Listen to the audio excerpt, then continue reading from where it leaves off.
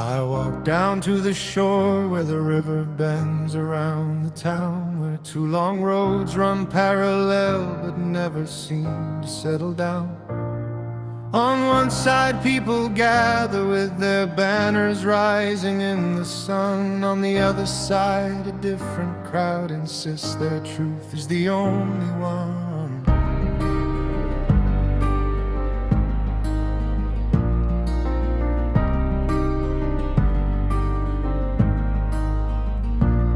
They call across the water like the distance makes their voices strong. Each shore convinced that history itself has always proved the other wrong. And standing there it's hard to miss the simple line the river draws, a moving border in the earth that no one here can really cross. The river keeps reminding me that some divides are bound to stay aligned. The land itself is drawn that slowly widens day by day, but something in the moving water whispers softer than the crowd, a different kind of lesson underneath the slogan shouted loud. They say you have to choose a side of the river, plant your feet where the answers feel clear, but the water keeps whispering something different every time that I stand waiting here, because the current doesn't care for their borders, and the sky doesn't split into two, while the banks keep drawing harder lines in the sand. I'm still searching for someone that says things true. Somewhere upstream the river started as a quiet mountain stream, just bringing together soil and silt from the land on either side.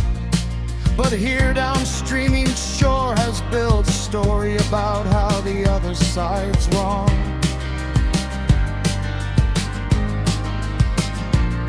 And as the river widens, the stories get wilder and wilder and even more bitter. Yet the river keeps collecting stones and sand from every winding mile, carrying pieces of both shores together in its patient moving style. And further down the water spread and calm beneath the open sky, where deeper channels make it easier for wandering boats to glide. The wider that the river grows, the more the distant shores appear, yet calmer water makes it easier to see the way from here. You could sail along the current just to learn what lies ahead, or build a bridge between the banks where quieter words are said.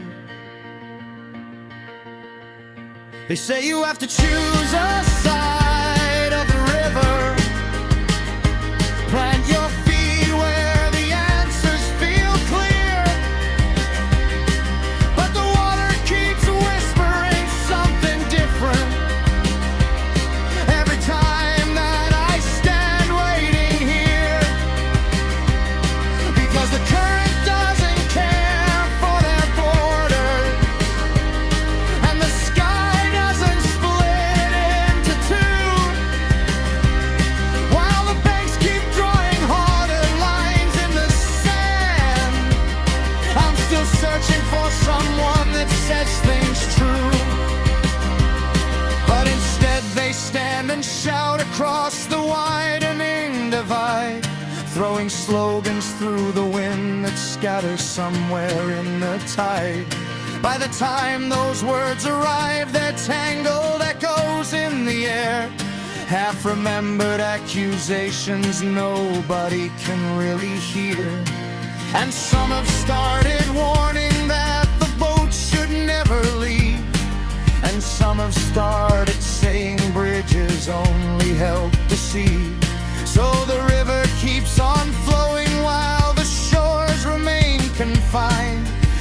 arguments that keep them from the bend just down the lane. They say you have to choose a side of the river before the daylight disappears. But the current keeps carrying softer answers, far away from their shouting ears. Because someone